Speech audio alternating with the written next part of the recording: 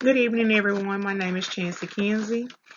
I will be discussing what happens to light that is absorbed by matter.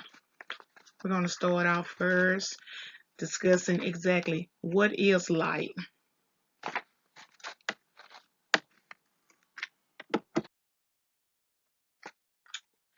Light is a form of energy. Light is an electromagnetic radiation from the portion of the electromagnetic spectrum that can be detected by the human eye, also known as visible light. Light interacts with matter. Light is electromagnetic radiation. There are different types of light. We have them ranged on what we call an electromagnetic spectrum. The electromagnetic spectrum is a range of frequencies of electromagnetic radiations and their wavelengths and their photon energies. We have radio waves, microwaves, infrared light, visible light, ultraviolet light, X-rays, and gamma rays from lowest intensity to highest intensity. Visible light only occupies a small portion on the electromagnetic spectrum. In Chapter 7, we learn about 3 things that can happen to light. Light can be transmitted or refracted, reflected or absorbed. The type of material and the angle of light determines which one of these it will do. I'm going to be discussing what happens when light is absorbed. Light that is absorbed gives up its energy to material and re-emits it at a different wavelength, which is the photoelectric effect, or it may simply show up as a temperature increase.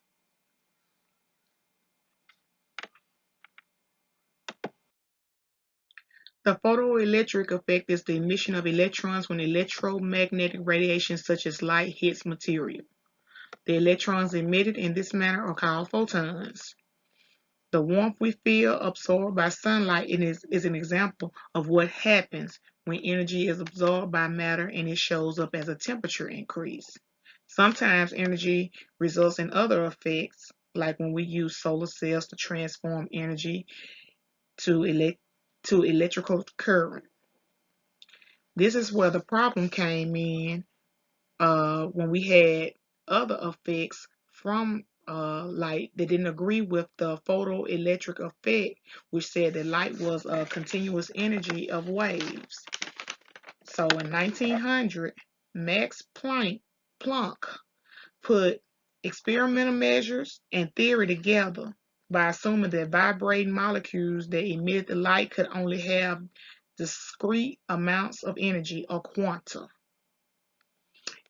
In 1905, Albert Einstein applied Planck's quantum concept to the problem of the photoelectric effect. Einstein described the energy in a light wave of quanta as energy called photons. This is how Albert Einstein came up with the photon theory. The photon theory says that light is a stream of moving photons.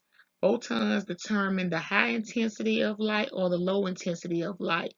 Also, the photon theory says that light can behave like a particle and a wave, carrying energy and momentum. In the photon theory, matter gives up all of its energy.